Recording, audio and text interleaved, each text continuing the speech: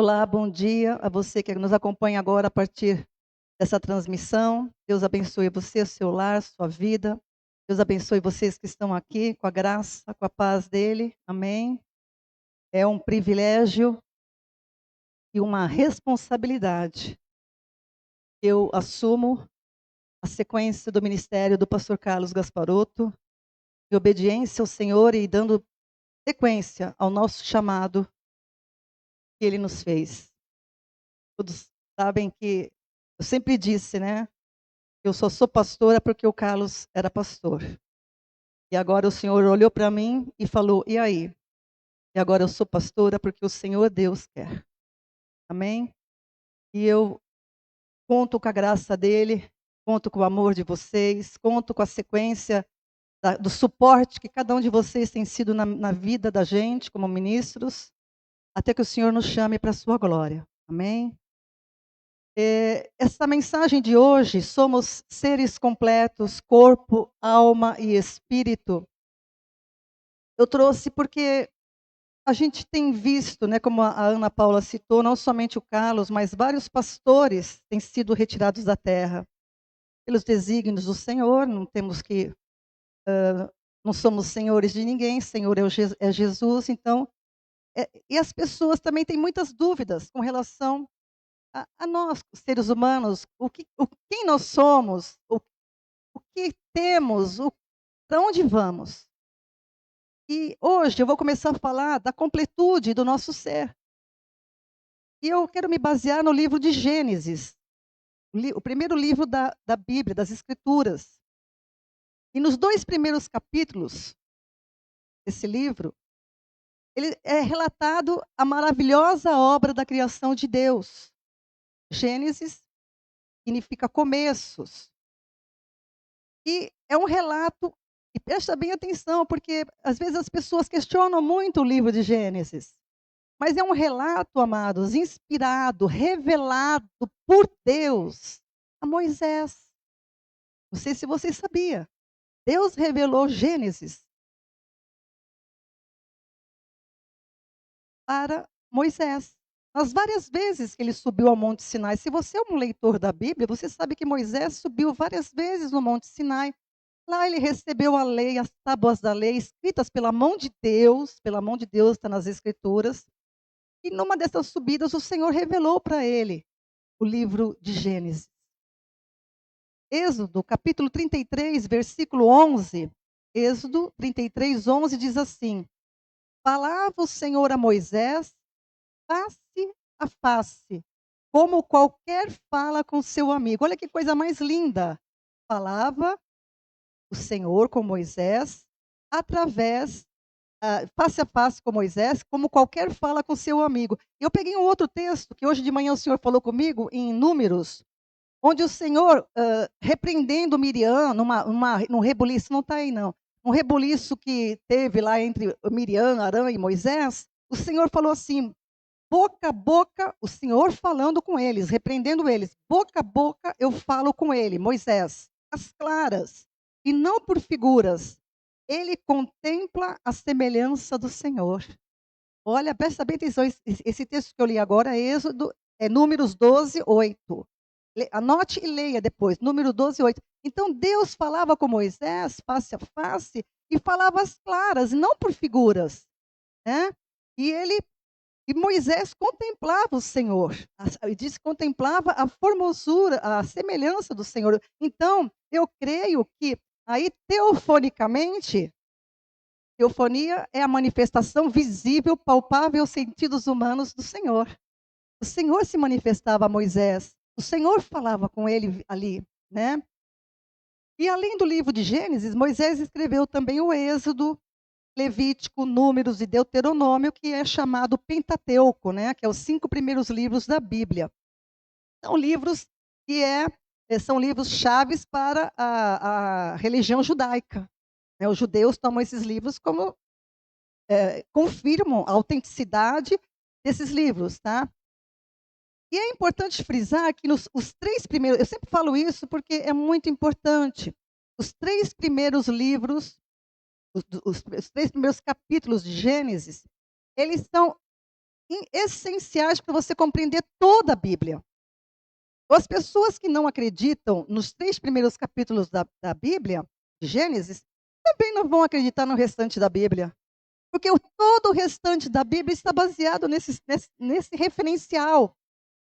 Então, Gênesis capítulo 1, 2 e 3 é um referencial preciso para a compreensão correta de todas as verdades bíblicas e até científicas. Os cientistas se baseiam nos relatos de Gênesis para comprovar.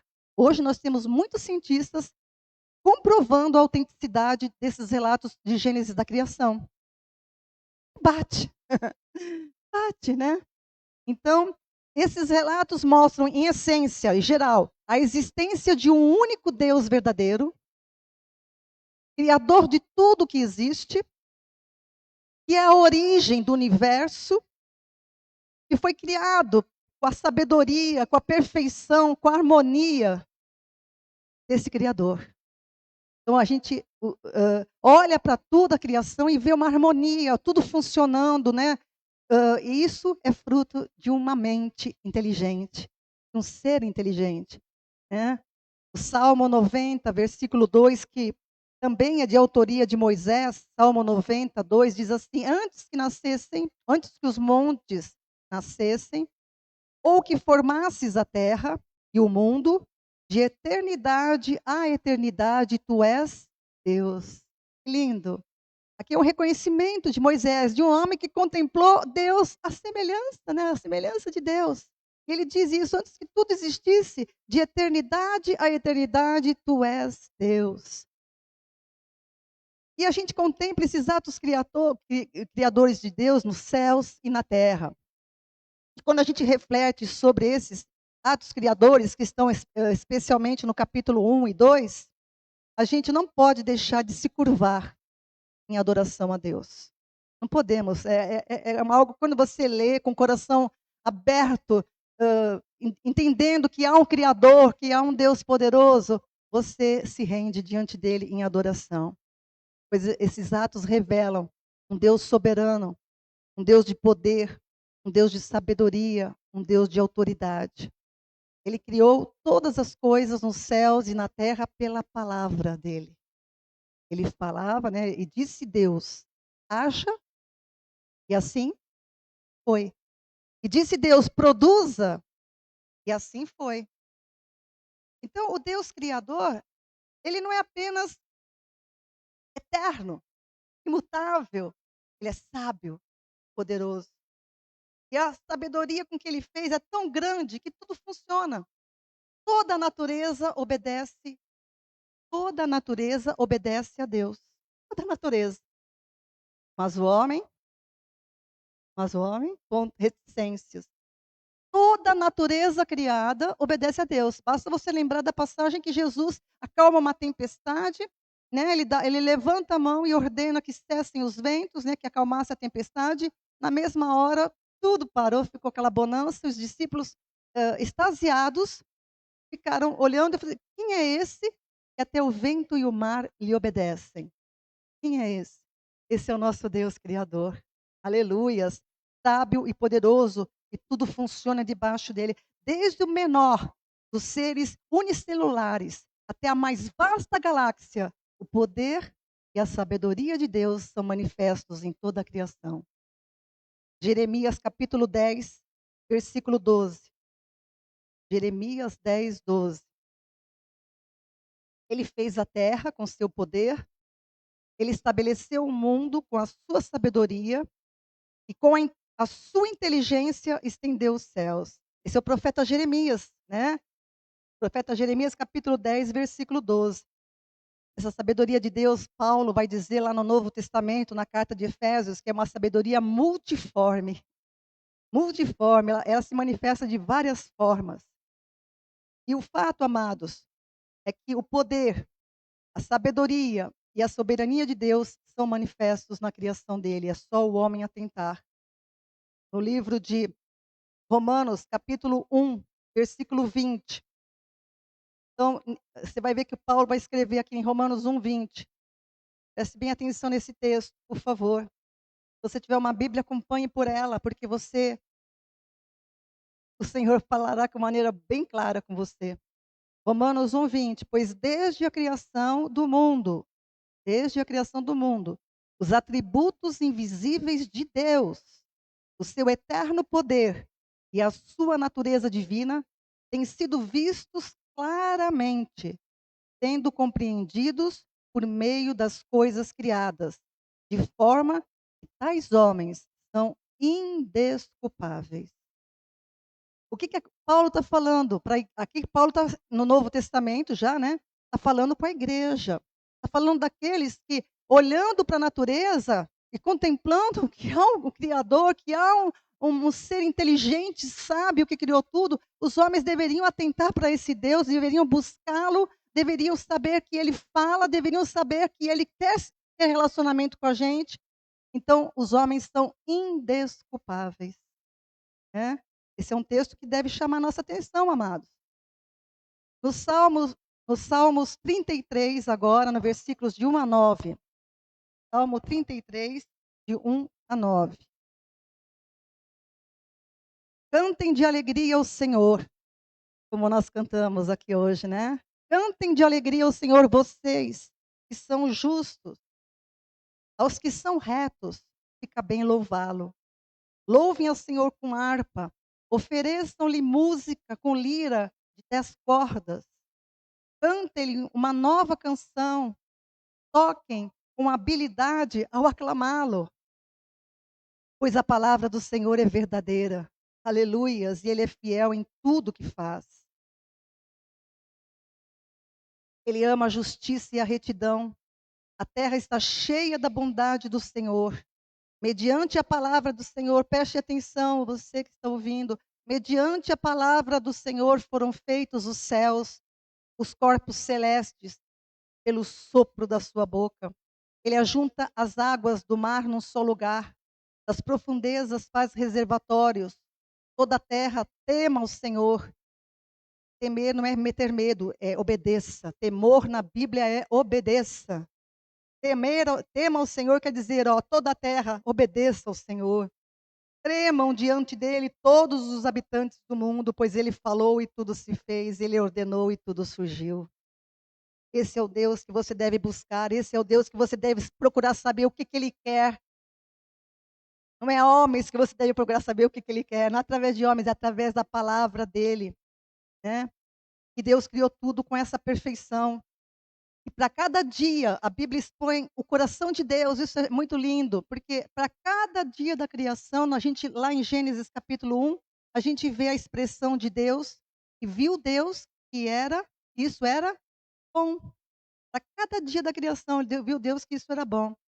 Então, amados, Deus é bom, como a gente cantou hoje, né? A bondade de Deus, olha, nós cantamos a bondade de Deus hoje. Deus é bom em todo tempo, Deus é bom. Amém?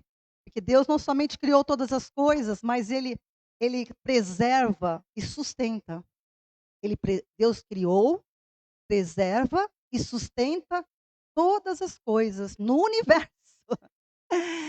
Será que é pouco para você confiar nele? Hã?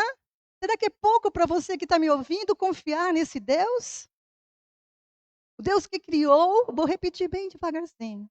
Deus que criou todo o universo. E não somente criou, mas ele preserva e sustenta. Isso é uma maravilha, amados, que deixa os cientistas perplexos. Muitos cientistas hoje em dia dobraram diante desses textos de Gênesis capítulo 1, 2, principalmente, que relata a criação. Porque eles ficam perplexos. Como é que a força que preserva o universo, a força que preserva, existe uma força que preserva o universo.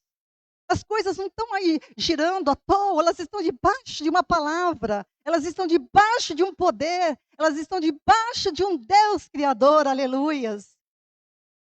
O universo, amados, a vida e a complexidade que tem em cada uma dessas partes, elas não surgiram espontaneamente do nada, como alguns dizem, né? Surgiu tudo. Não, vou repetir, o universo, a vida, o corpo humano, os detalhes da criação não surgiram espontaneamente do nada. Não. mas é uma obra iniciada, completada, concluída por Deus. Uma obra que foi iniciada e concluída por Deus. Gênesis capítulo 2 diz assim, versículo 1: Assim foram concluídos os céus e a terra e tudo que neles há. Essa é a declaração de Deus. Amado, você precisa entender que a palavra de Deus dada para nós, as escrituras, Bíblia, como é que você queira chamar, as escrituras completas, elas são uma revelação de Deus para nós. E ele diz: assim foram concluídos os céus e a terra e tudo que neles há. Aleluia. Salmo 119, 90 e 91. De 90, eu vou ler do 89 até o 91. A tua palavra, Senhor, para sempre está firmada nos céus. A tua fidelidade é constante por todas as gerações. Estabeleceste a terra e firme subsiste. Olha o que eu falei no Salmo. Conforme as tuas ordens, tudo permanece até hoje, pois não há nada que não esteja a teu serviço. Coisa mais linda, amados. Tudo permanece até hoje, né? Tudo está a serviço de Deus. Então, toda a natureza criada obedece às ordens de Deus. Ele que originou é o mesmo Deus que preserva tudo, que proveu, né, os recursos necessários para que toda a criação fosse cuidada. Ele proveu na criação tudo que era necessário para a sobrevivência. Aqui na Terra, no planeta Terra, por exemplo, um cientista diz assim que o planeta Terra, ele fica tão maravilhado, né, um cientista que se rendeu eh, a, a, ao relato bíblico, ele diz assim que o planeta Terra é a suíte presidencial do universo. O planeta Terra tem cerca de mais de 1.200 condições únicas para a sobrevivência nossa. Não somente nossa, dos animais, das plantas, tudo que tem aqui na Terra. Mais de 1.200 condições únicas o planeta Terra tem. Então, amados, perceba o cuidado de Deus. Deus preparou a Terra, o planeta Terra, para ser habitado por humanos, por animais. Ele proveu tudo o que é necessário para eles, né? Como um pai de família, como um pai de família, assim faz Deus em relação à criação dele, em relação ao universo, em relação a mim e a você. Um pai de família. É um pai que cria uma família. A Bíblia declara-nos que nenhum passarinho cai em terra. Olha só, nenhum passarinho cai em terra sem o consentimento do Pai, de Deus Pai, né? E que até mesmo os cabelos da nossa cabeça. Está caindo teu cabelo aí? É só o meu. Tá indo aí? Acho que é a fase do ano, né? Não sei por quê. Eu olho para o chão e falo assim: Pai, tu sabes que nada está caindo aqui sem a tua permissão. O senhor sabe que eu não quero ficar carequinha, né? Eu sem brincadeira, eu falo hoje mesmo, né? Lavei a cabeça, cabelinho no chão, falei assim: Papai, nenhum fio de cabelo cai sem a tua permissão, né? Então, amados, essa é a verdade, né? E a escritura completa, né? Mateus 10. Esse texto está em Mateus 10, de 29 a 31. Eu vou ler o último. Não temais, pois vocês valem mais do que muitos pássaros. Não temam, né? Não fiquem temerosos, mas confiem naquele que sustenta tudo, que sabe o que você precisa, que sabe o que eu preciso. Ele sabe. Não precisa ficar choramingando muito, não. Só que às vezes, ultimamente, né? Eu tenho colocado diante dele, ele sabe, né, que numa Paula falou que só ele sabe o meu coração, e ele sabe mesmo, porque eu não preciso nem abrir a boca, eu fico quieta diante dele, né, e ele sabe o meu coração, e ele me acalma na mesma hora. E esse mesmo cuidado está profetizado no Salmo 23, versículo 1. O Senhor é o meu pastor, e nada me faltará. Você entende como a Bíblia, eu quero dizer para você, como eu sou uma estudante da Bíblia, como eu sou uma pessoa que mergulha para saber o pensamento de Deus, eu digo para você, toda a Bíblia ela está entrelaçada. Toda a Bíblia se fecha no pensamento. Você vai ver que cada coisa dá respaldo para outro, não há incoerências, não há paradoxos, não há nada. O paradoxo está quando a Bíblia é interpretada erradamente. A Bíblia é perfeita. Como não confiar nesse Deus, amados? Deus cria, sustenta, governa tudo. Aleluia? Em Gênesis, capítulo 1, versículos 26 e 27, nós temos um momento, vamos dizer assim, né, mais especial da criação. É esse momento que eu quero agora trabalhar com você. Gênesis capítulo 1, 26 e 27. A gente tem no versículo 26, preste atenção que eu vou falar agora, é muito importante você fazer essa separação. No versículo 26, o Senhor revela o seu propósito para a criação do homem. Escreva isso. No versículo 26, o Senhor revela o seu propósito, o seu alvo para criar o ser humano. E no versículo 27, aí sim, o Senhor traz à existência o ser humano. Então, no 26, está o quê? O propósito. No 27, a criação propriamente dita do homem. Presta atenção. Vamos ler os versículos.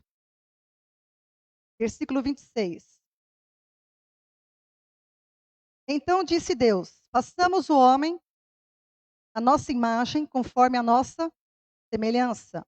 Domine ele sobre os peixes do mar, sobre as aves do céu, sobre os animais grandes de toda a terra e sobre todos os pequenos animais que se movem rente ao chão. Versículo 27. Criou Deus o homem, a sua imagem, a imagem de Deus o criou, homem e mulher os criou.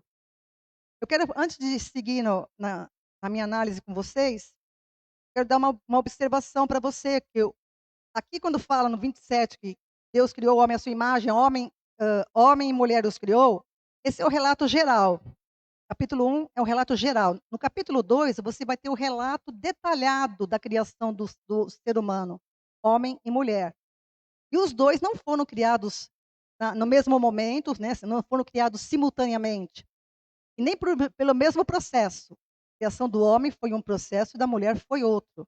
Então, foi em momentos distintos, tá? Isso está muito claro em Gênesis capítulo 2, versículos lá a partir do 4 em diante. Depois você checa lá, tá bom? Só para dizer que nesse momento aqui só está dizendo o geral da criação do ser humano.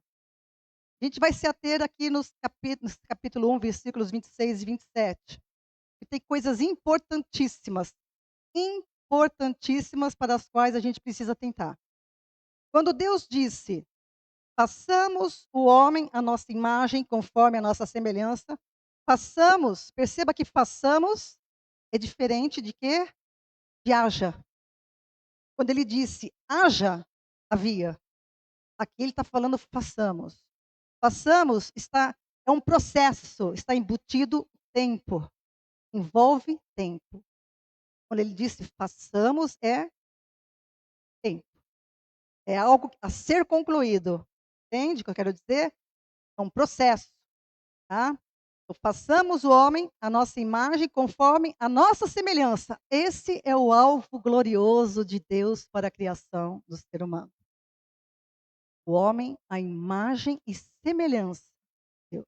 Esse é o alvo glorioso. E faz parte do propósito eterno, que não é, infelizmente, não sei pelo quê, por não entendimento, não é muito ensinado nas igrejas. Porque as pessoas, os cristãos, precisam entender qual é o propósito. Deus tem um propósito para a minha vida? Deus tem um propósito geral, para o qual ele criou o ser humano, principalmente nós. E é esse mesmo, que a gente adquira a imagem e semelhança dele. Esse é o alvo glorioso de Deus estabelecido na eternidade, antes de haver mundo, antes de ele criar todas as coisas. Né? Então, quando Adão foi criado, quando ele foi formado do pó da terra, iniciou-se o processo de fazer o homem à sua semelhança. Iniciou-se. Então, Adão não estava pronto. Você entende o que eu quero dizer? Ele não estava pronto. Porque Deus fez o homem com liberdade. E a gente vai ver isso no versículo 27, quando ele diz assim, no versículo 27 é a criação efetiva do homem natural, o homem terreno. Criou Deus o homem, a sua imagem, a imagem de Deus o criou. Então, o que que Adão recebeu, né? Qual é a imagem que Adão recebeu? E qual é a imagem que seria concedida a Adão? Isso daqui vai ficar para a próxima mensagem. Se você quiser saber qual é a imagem que foi dada para Adão e qual é a semelhança que está prometida para o homem, assista a minha próxima mensagem, tá? Porque hoje eu vou me prender à formação do ser humano. Eu quero trabalhar com você a completude do ser humano primeiro. Eu quero destacar a formação do corpo humano, porque isso é fantástico. Gênesis 2:7. Agora a gente vai para Gênesis 2:7.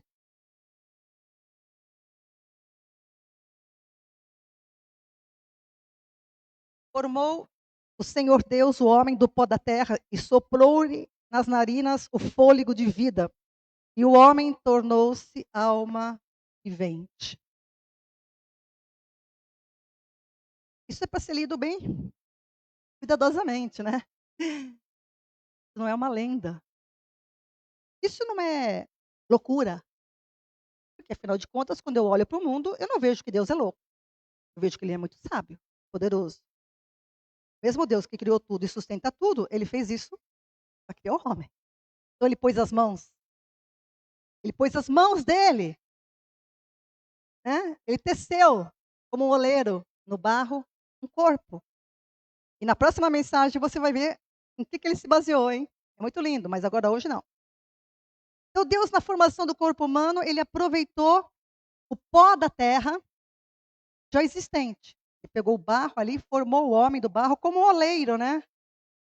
É como Isaías, ó, lá na frente, o profeta Isaías, Isaías 64:8, ele relata, Isaías 64:8. Contudo, Senhor, tu és o nosso Pai. Nós somos o barro, tu és o oleiro. Todos nós somos obras das tuas mãos. Cadê as obras das mãos de Deus aí? Diga aí, eu sou. Hein? Todos. Todos os seres humanos são obra das mãos de Deus. Ele é o oleiro. Ninguém nessa terra, desde Adão até quando Deus quiser, são todos obras das mãos do oleiro eterno. Aleluias. A soberania, o poder de Deus na criação do ser humano é exercido sobre o barro, não é sobre o vaso. Existe uma doutrina que diz, né, que Deus determina tudo para o vaso. Não é verdade. Deus tem poder sobre o barro. Do barro, ele faz vasos para honra e vasos para desonra, mas isso não foi culpa dele. Foi culpa, ou melhor dizendo, responsabilidade do primeiro homem. Entende o que eu estou falando? Ele tem poder sobre o barro, não sobre o vaso. O vaso tem a imagem dele. Foi dado para Adão, né? A imagem de Deus é a liberdade, o domínio, pensar, inteligência, entendimento.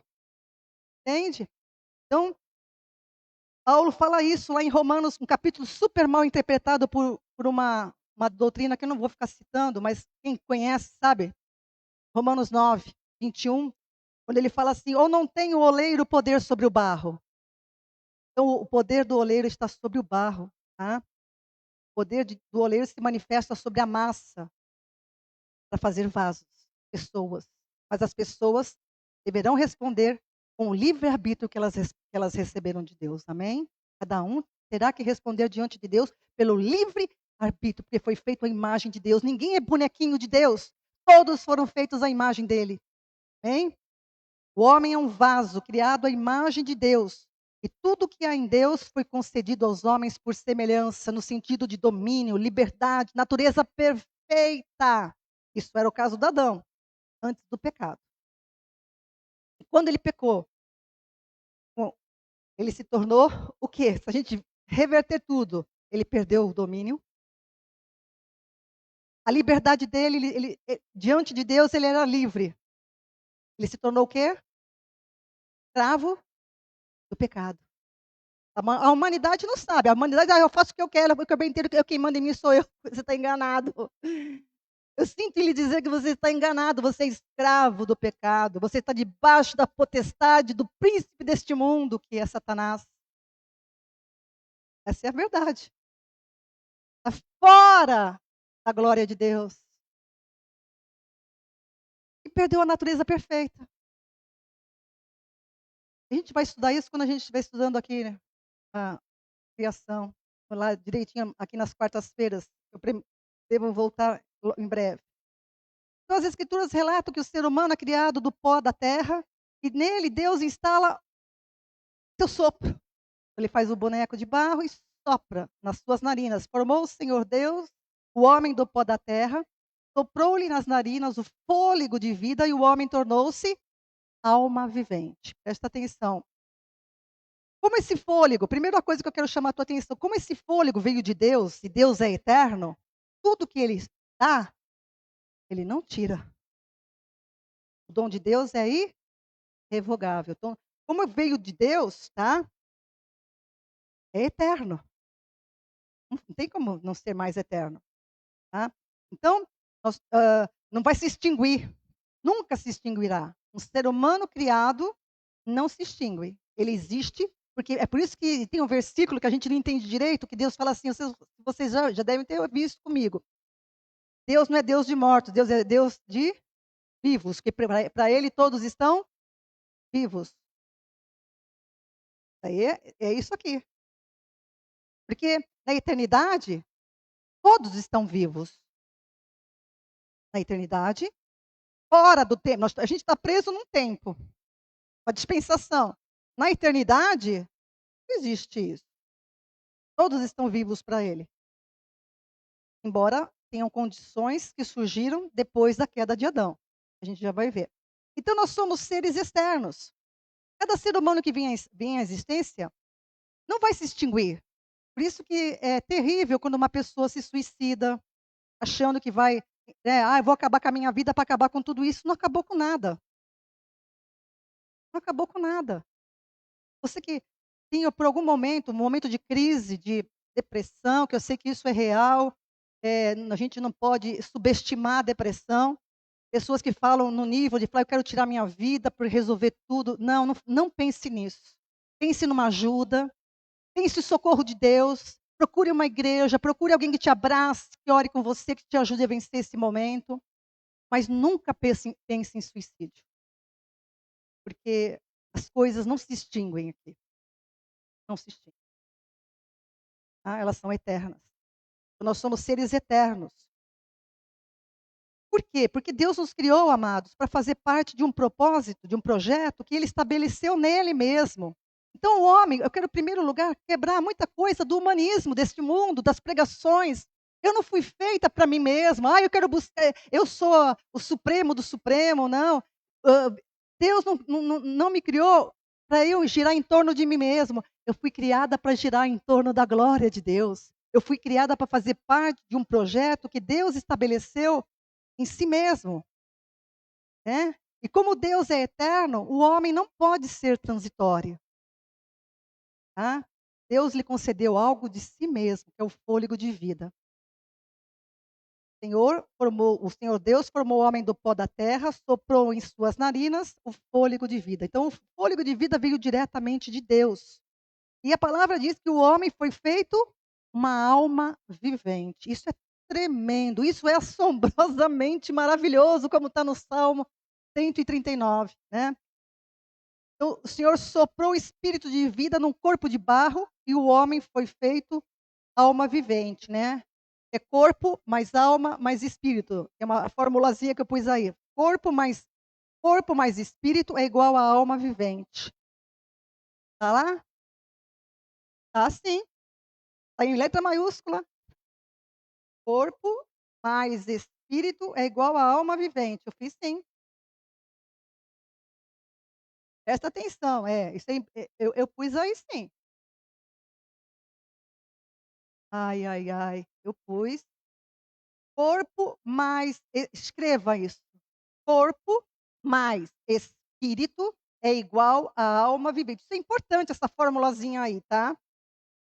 Porque vai derrubar muitas doutrinas que tem por aí. Deus soprou no homem o fôlego de vida e assim ele se tornou uma alma vivente dotado de um espírito. E agora é isso que eu quero que você vai entender umas coisas que eu nunca tinha aprendido isso. O fôlego, ele está relacionado à vida do corpo. Então o Senhor quando soprou deu vida àquele corpo de barro. Ó, um milagre, né, ali naquele momento foi um milagre. Corpo constituído de matéria orgânica, né, terra. E o espírito está relacionado à existência do homem, o que permite ele compreender tudo à sua volta, tá. Vamos ver. Então o espírito do homem é criado no momento começa a formar um corpo, Deus cria o espírito. O corpo mais o espírito, a pessoa se torna uma alma vivente. Isso aí é muito importante, tá. Vou mostrar uns versículos para vocês. Então, não existe um banco de espíritos, né. Ah, isso aí, ó, corpo, mas pode deixar aí por aí. Corpo mais espírito é alma vivente. Não existe um banco de espíritos, e quando uma pessoa é gerada, ele pega: "Ei, você é para lá", não. O oleiro que trabalhou ali em Gênesis, continua trabalhando em cada concepção. Por isso que eu digo para você que o aborto é uma aberração contra o oleiro.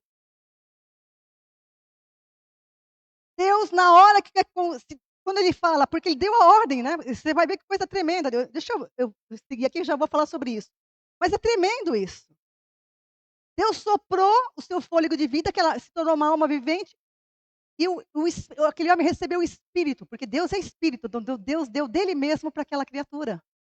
E aquele homem se tornou uma alma vivente. Olha em Jó 33, versículo 4. Jó 33, 4.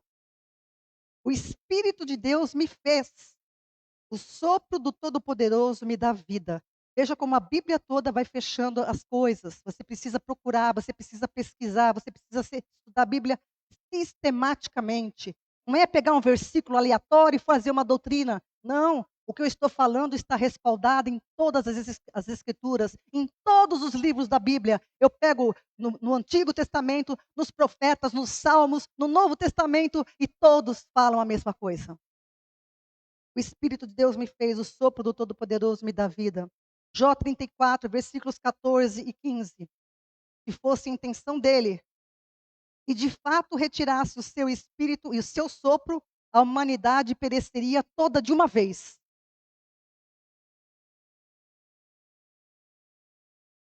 Toda de uma vez. E voltaria para o ó. Agora preste atenção, hein? Se ele quisesse. Por isso que eu falo para Deus todos os dias: o Senhor é muito longânimo. O Senhor é muito longânimo, Pai. Nos ajuda a ter um pouquinho disso. Precisamos exercitar isso, porque uma pessoa faz uma coisa para nós, a gente quer revidar. A gente fica tão inquietos com tudo, ansiosos com tudo. E Deus vendo o mundo do jeito que está. O mundo como esteve antes de Noé, que ele quis destruir todo mundo, mas ele falou: "Não, eu não posso fazer isso, eu tenho que manter o meu propósito". Salvou Noé e a sua família. Eu fico pensando, Deus olhando para esse mundo, né? Se ele quisesse, ele pediria o espírito de volta, todo mundo cairia morto. Quisesse. Mas ele tem um propósito: buscar que a gente adquira a semelhança dele. E diz como as pessoas desprezam Deus. Ele é bom em todo tempo. Em todo tempo Deus é bom. Deus é espírito, por sua vez, o primeiro Adão, preste atenção, isso aqui é importante. Deus é espírito. Por sua vez, o primeiro Adão foi criado alma vivente com um corpo terreno. Adão era um homem natural, terreno. E Deus estava visando o espiritual. Então, o Adão não estava pronto. Terreno, natural. Nós aqui hoje, não eu e você, mas todo ser humano é natural e terreno. Volta ao pó, do pó veio, do pó volta. Agora nós, em Cristo, temos uma outra condição, aleluia! A gente vai chegar lá. Vamos por partes. Deus é espírito.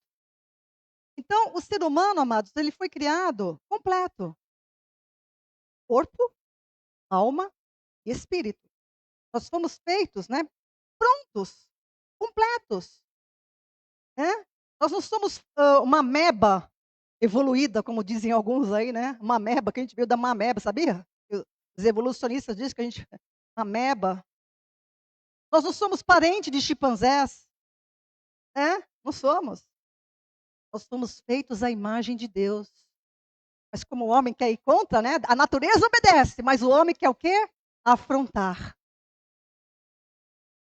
Nós somos feitos à imagem de Deus, o Criador dos céus e da terra e de tudo que neles há nos céus, que nem que você nem vê, e na terra, que a gente nem conhece toda. Deus, o oleiro eterno, exerceu o seu ofício quando criou o primeiro homem a partir do pó da terra, utilizando o barro como massa. Mas esta obra não parou. Presta atenção que agora que eu vou falar do aborto. Esta obra não parou. Visto que quando Deus abençoou o homem, dizendo lá em Gênesis 1:28, Deus os abençoou e lhes disse: frutificai e multiplicai-vos, enchei a terra e sujeitai-a. Deus estava passando para o homem a palavra. Então, quando um homem com uma mulher se unem, concebem uma criança, existe uma concepção ali naquele momento, né? Eles se conhecem, né? Que a palavra conhecer é se tornar um. Deus em cada um continua atuando como oleiro, dando o espírito. É ele que dá o espírito no momento da concepção. Pois é, ele não perde o controle, né? Bom, para quem conhece o número de estrelas e conhece elas pelo nome, vai perder o controle disso? Você está entendendo o que eu estou falando? No momento que um homem e uma mulher se encontram, isso daqui se cumpre, e ele então, se quando é concebida uma criança, começa ali, existe a fecundação, Deus então sopra o seu espírito. Por isso que o aborto é abominação ao Senhor. Pecado, assassinato, interrupção. Aborto significa interrupção, né? Interrompeu algo que Deus mandou. Ah, mas eu não queria. Não fizesse sexo. Por isso que Deus fala, não se prostitua. Quando Deus fala, não faça uma coisa, Ele está objetivando o meu bem, o bem dos homens, não o mal, nunca. Quando você pensar que Deus quer o teu mal, você está enganado do Deus que você está servindo. O povo de Israel, o dia que falou que Deus quer nos matar, eles ficaram fora da glória de Deus. Deus nunca mais quis falar com eles abertamente. Por isso que você tem uma Bíblia cheia de enigmas. Por causa deles. E agora a gente tem que decifrar os enigmas. Graças a Deus que Ele nos deu provérbios, nos ajuda, nos deu um apóstolo Paulo, Deus se revelou para ele tudo, e eu consigo então decifrar o restante. Porque senão a gente estaria, ó, não entendi nada. Presta atenção. Então Deus continua a exercer o ofício de oleiro em cada fecundação. Tá? Esse relato bíblico não é um mito, não é uma lenda, não é uma fábula, não é. Adão é cabeça de uma geração terrena. Não é invenção humana, é a criação de Deus. Ele é a origem da raça humana. Toda a Bíblia, se você tirar Adão, toda a Bíblia perde o sentido, porque Adão e Eva são citados direta e indiretamente por várias vezes em toda a Bíblia. Então, eu escolhi uma passagem que eu gosto. Atos 17, 22 a 31. Atos 17, de 22 a 31. Então Paulo, 22. Atos 17, 22. Então Paulo levantou-se na reunião do Areópago. Paulo estava em Atenas. E disse, atenienses. Paulo chegou lá, né, na cidade de Atenas, e viu estátua de um monte de deuses. E ele ficou horrorizado, ele ficou perplexo. Nossa! E aí ele viu uma imagem, como eles eram tão assim, eles tinham medo de esquecer de algum deus, eles fizeram uma imagem ao Deus desconhecido. Veja, olha que coisa, gente. Eu não sei como é que você faria, mas o apóstolo Paulo foi muito sábio. Ele olhou aqueles monte de deuses, né, Deus, um monte de estátuas, aí tinha uma lá que não tinha, estava assim: "Ao Deus desconhecido". Aí ele vai fazer esse discurso. Então Paulo levantou-se na reunião do Areópago e disse: "Atenienses, eu vejo que em todos os aspectos vocês são muito religiosos". Ai, se era eu. Ele foi muito tranquilo. Eu sempre falo para o Senhor: "Papai, me dá essa serenidade, essa calmaria. Eu preciso, pai. Eu vejo que vocês são muito religiosos, pois andando pela cidade observei cuidadosamente os seus objetos de culto e encontrei até um altar com esta inscrição: ao Deus desconhecido. Ora, o que vocês adoram, apesar de não conhecerem, eu lhes anuncio". Olha que sabedoria. Esse Deus que vocês não sabem quem é, eu vou falar dele agora. Oh, glória! Oh, glória! Esse que é desconhecido de vocês, vocês adoram tantos, mas é só um que é verdadeiro. É esse que eu vou falar com vocês agora. É o Deus que fez o mundo e tudo que nele há. Ele é o Senhor do céu e da terra e não habita em santuários feitos por mãos humanas. Ele não é servido por mãos de homens, como se necessitasse de alguma coisa, porque Ele mesmo é o que dá vida a todos, o fôlego e as demais coisas. Deus de um só. Grife esse versículo na tua Bíblia com flor fluorescente. De um só, Ele fez todos os povos. Quem que ele está falando? De quem que ele está falando de um só? De Adão. Ele fez todos os povos para que povoassem toda a terra, tendo determinado os tempos anteriormente estabelecidos e os lugares exatos em que deveriam habitar. Olha que incrível. Deus fez isso para que os homens o buscassem e talvez tateando pudessem encontrá-lo, embora não esteja longe de cada um de nós. Pois nele vivemos, nos movemos e existimos. Como disseram alguns dos profetas de vocês, também somos descendência dele. Assim, visto que somos descendência de Deus, não devemos pensar que a divindade é semelhante a uma escultura de ouro, de prata, de pedra, feita pela arte, pela imaginação do homem. No passado, Deus não levou em conta essa ignorância, mas agora, Jesus já tinha vindo quando Paulo escreveu isso. Agora, Deus ordena a todos, em todo lugar, que se arrependam. Pois Deus estabeleceu um dia em que há de julgar o mundo com justiça por meio do homem que designou, e deu provas disso a todos, ressuscitando-o dos mortos. Ai, amados, Paulo, eu admiro Paulo, eu admiro Moisés, mas eu admiro Paulo. Uma das pessoas que eu quero conversar. O Carlos já deve estar conversando com todos. Deve estar enfrentando filas, né? Mas eu quero conversar.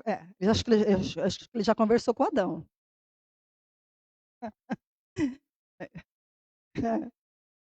O apóstolo Paulo, amados, eu admiro porque sabe quem ensinou para ele? Sabe quem ensinou para Paulo? O Pedro aprendeu de Jesus, o João mandou com Jesus, os apóstolos demais tinham convivido com Jesus. Paulo não tinha convivido com Jesus. Paulo queria participou daquele enredo que matou Jesus. Paulo foi chamado depois, caiu do cavalo, a terra, o rosto em terra. Quem se revelou para Paulo diretamente foi Jesus. Ele fala isso em Gálatas, Gálatas capítulo 1, versículo 11, 12, 1 e 12.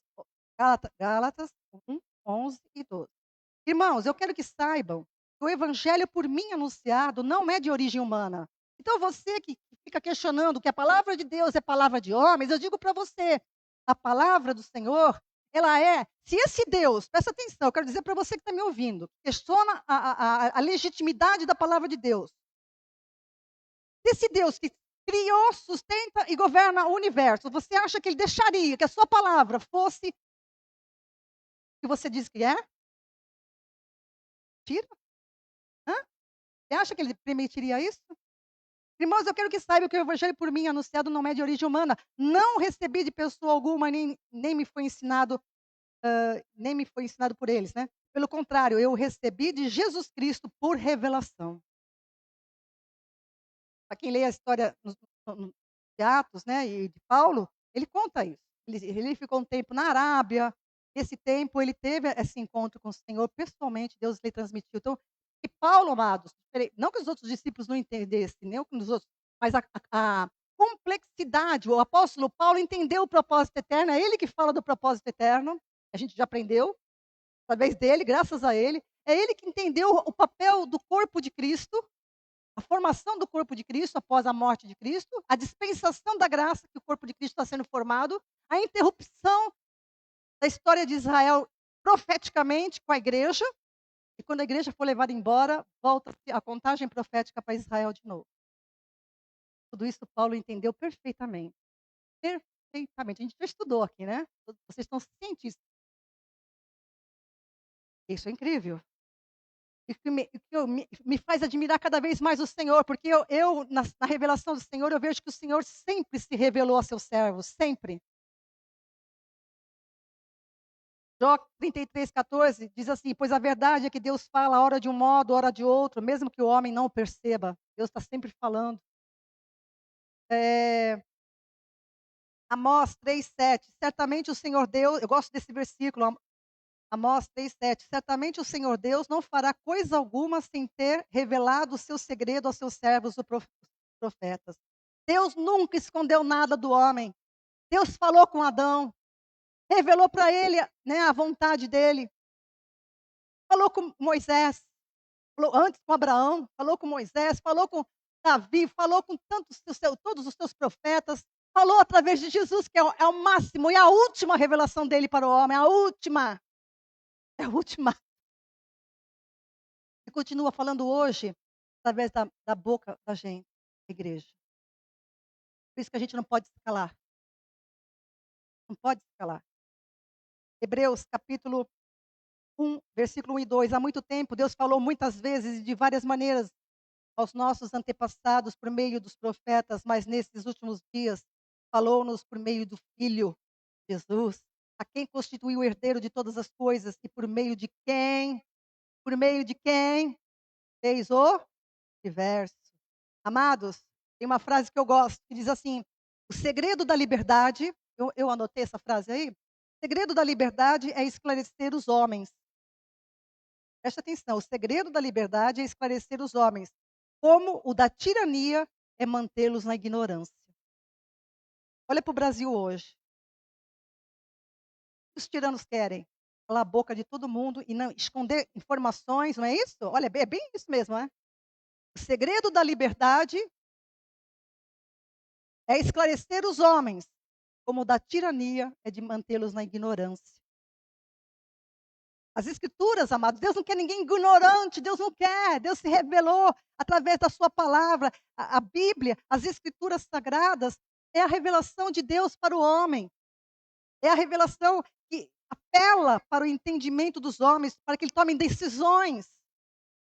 A Bíblia é a revelação de Deus para os homens, orientando os homens, né? Mostrando para o homem qual é a boa, agradável e perfeita vontade de Deus, para que tenha pleno entendimento e decida o que quer durante a sua existência terrena. Essa existência já vai ter fim aqui, mas ela não acaba. Não existe silêncio de Deus para quem lê a Bíblia, não existe silêncio. Bem-aventurado todo aquele, né, que lê, que examina com coração humilde.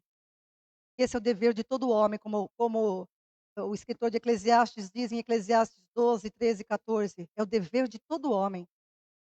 O homem é indesculpável quando não busca Deus através da sua palavra, né. Alguém alguma vez disse em algum lugar aí que eu gostei disso, que a natureza é o livro das obras de Deus e a sua palavra, a Bíblia, é o livro das suas palavras. Dois se fecham juntos, né. Mas muitos rejeitam essa palavra, investigam, protegendo as suas tradições humanas. Olha, não esqueça, você que lê o evangelho, Jesus ele rebateu veementemente a tradição humana, viu, estava no erro. A tradição humana, se tiver um errado ensinando, conduz todo mundo ao erro. Então examine. Seja como aqueles cristãos de Bereia, né, de Bereia que Paulo falou, lá em Tessalonicenses, que eles eram nobres. Seja nobre. Examine.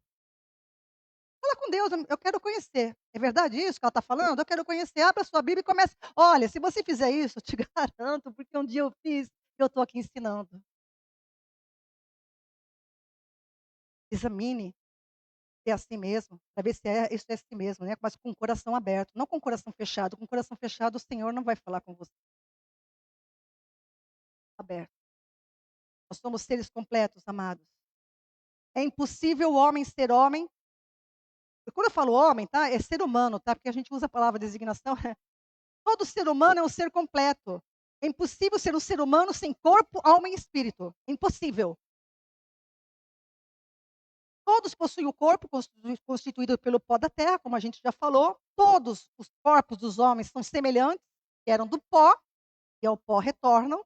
Isso foi depois do pecado, tá? Todos os homens possuem o espírito que foi criado por Deus, exceto Cristo. E Cristo se tornou um homem, ele é pré-existente. Né? A gente vai ver semana que vem isso. Tudo demais, tá bom? Cristo é pré-existente. Então, ele dá o espírito para as pessoas no momento da concepção, como a gente falou. Ah, tem Zacarias 12:1, né, tá aí? Diz o Senhor, Zacarias 12:1, diz o Senhor que estende o céu, funda a terra, e forma o espírito dentro do homem. E forma o espírito do homem dentro dele, olha lá. Deus forma o espírito do homem dentro dele. Isaías 42:5, assim diz Deus, o Senhor que criou os céus, os estendeu, espraiou a terra e a tudo quanto produz, que dá respiração ao povo, o que nela está, e o espírito aos que andam nela. Então Deus é o criador dos espíritos. Então todo homem tem um corpo, tem um espírito dado por Deus, né? Exceto Cristo, a gente vai ver isso mais detalhadamente a semana que vem. E todos possuem uma alma, que muitos se referem como a sede das emoções, dos sentimentos. No entanto, a alma, escreva isso, é a identidade do espírito. A alma é a identidade do espírito, que unida ao corpo passa a existir dotado de sentimentos, emoções e desejos. Tá? A alma é a identidade do espírito, que unida ao corpo passa a existir dotado de emoções, sentimentos, desejos. Todos os espíritos dos homens, quando criados por Deus, são idênticos entre si. Tem nada que os distingam. Agora, quando o espírito é unido com o corpo, ele se distingue dos demais no momento da concepção, quando se torna uma alma vivente, porque a alma é a identidade do espírito. Então, eu sou um ser indizível. Eu sou um ser com corpo, alma e espírito. Nunca mais se separa. Presta atenção no que eu estou falando. A alma diz da individualidade do espírito que o distingue dos demais. A alma é a individualidade do espírito que o distingue dos demais, tá?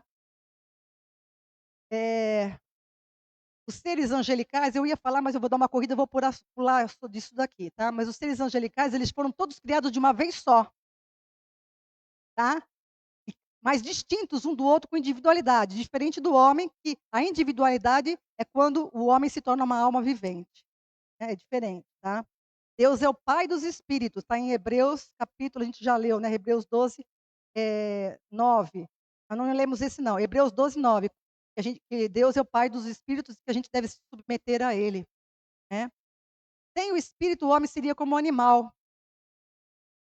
ia pelo instinto, né, sem compreender. Mas é próprio do espírito do homem expressar a sua opinião, por intermédio do corpo. O espírito se expressa por meio do corpo. Ah, o corpo não é ruim, tem algumas doutrinas que falam que o corpo é ruim, que a gente precisa se livrar do corpo. Não, o corpo é glorioso também. O corpo faz parte do projeto de Deus. Tanto que Jesus encarnou num corpo. O corpo é a expressão, dá expressão para o espírito, né? Então o espírito se expressa através do corpo, através dos nossos lábios, né? E Jó 32, versículo 7 e 9, diz assim, ó: "Pensava eu", é o único amigo de Jó que não foi repreendido por Deus, né. E olha o que ele disse aí, Jó 32, 7 e 9: "Pensava eu que a experiência fale mais alto e os muitos anos de vida ensinem a sabedoria. Contudo, o homem tem um espírito, o sopro do Todo-Poderoso, Shaddai, que lhe proporciona entendimento. Espírito que lhe proporciona entendimento. Não são apenas os mais velhos, os maiores e mais sábios, nem os mais idosos que tenham conhecimento do que é certo. Então, o espírito do homem não é o entendimento, mas o espírito o entendimento é uma faculdade do espírito. O entendimento é uma faculdade do espírito que o torna capaz de pensar, de raciocinar, de aprender, de compreender, entenderam? O entendimento é uma faculdade do espírito. Deus perguntou para Jó, em Jó 38, 36, quem pôs a sabedoria no íntimo? Ou quem deu à mente entendimento? É Deus. Deu espírito para o homem, né.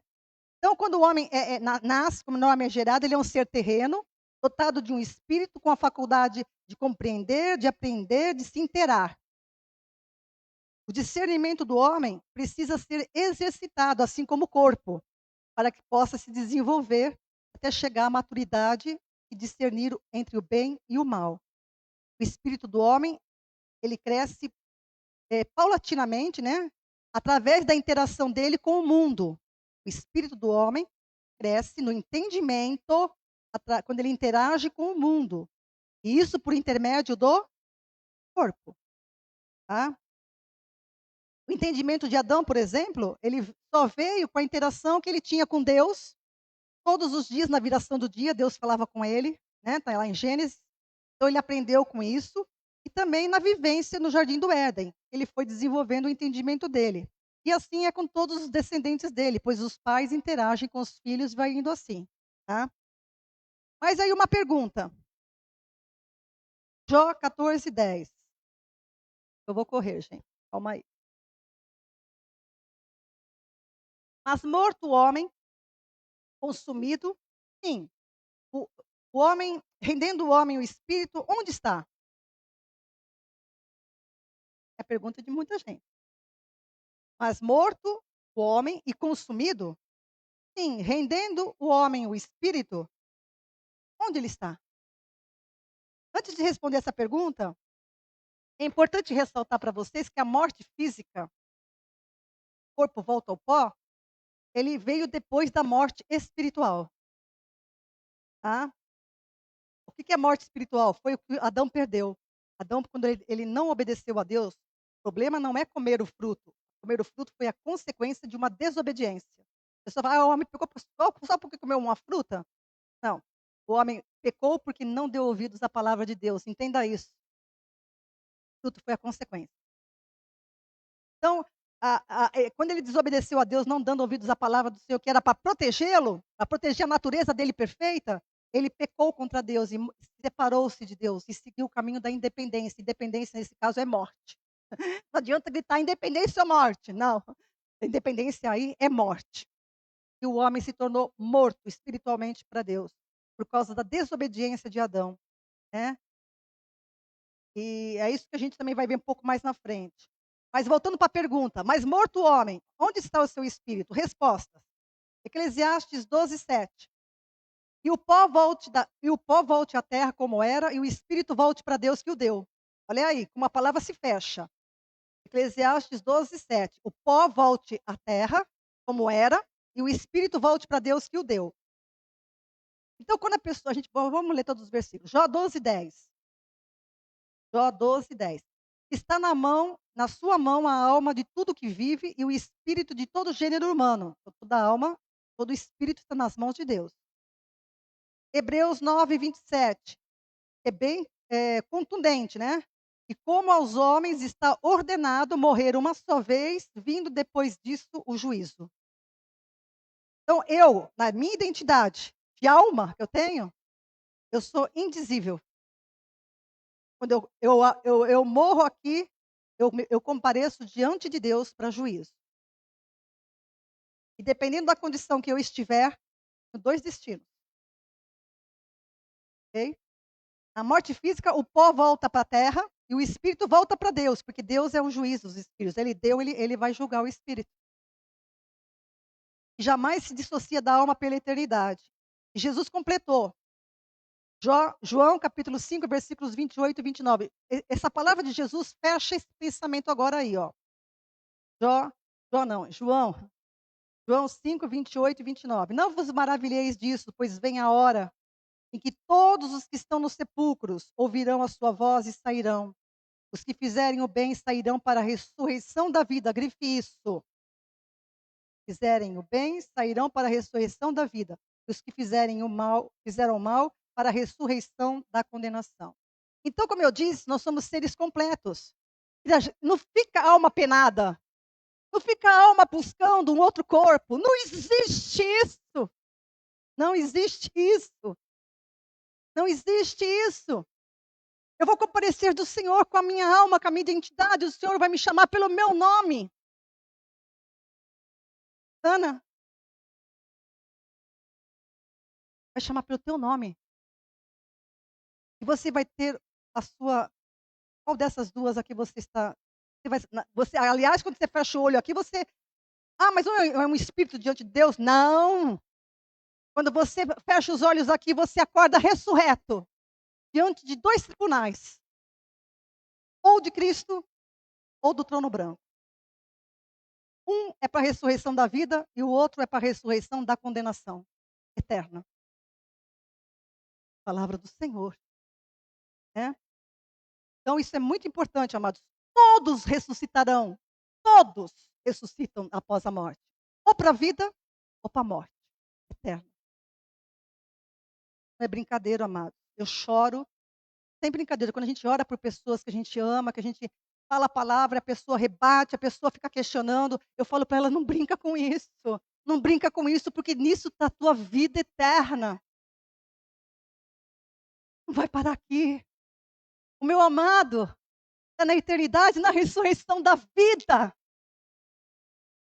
Porque ele entendeu essas coisas e falou: entendi, Deus, eu creio no teu propósito, eu recebo a Cristo que veio para me unir a ti de novo por causa da transgressão de Adão. Eu te recebo, Jesus. E ele está com a eternidade. Eu ia falar um texto aqui agora, mas eu não vou falar. Semana que vem eu dou uma completadinha nessa parte, mas eu quero mostrar duas tabelas. As duas tabelas estão disponíveis? A gente já estudamos aqui na comunidade que na eternidade, quando você sai daqui do tempo dos homens, na eternidade, de eternidade a eternidade, tu és Deus, não é isso? Na eternidade não existe leis físicas, nem tempo. A gente não consegue, não cabe na nossa mentezinha isso. É difícil até de explicar. Na eternidade não há mensuração de tempo e espaço. É onde Deus está. Ele é Deus onipotente, onisciente e onipresente. É onde Ele está. Então, eu fiz uma tabela. Nossa, ficou tão pequenininha, não dá para ampliar? Apaga aqui. Eu fiz uma tabela que mostra a ressurreição das pessoas. Eu vou terminar aqui.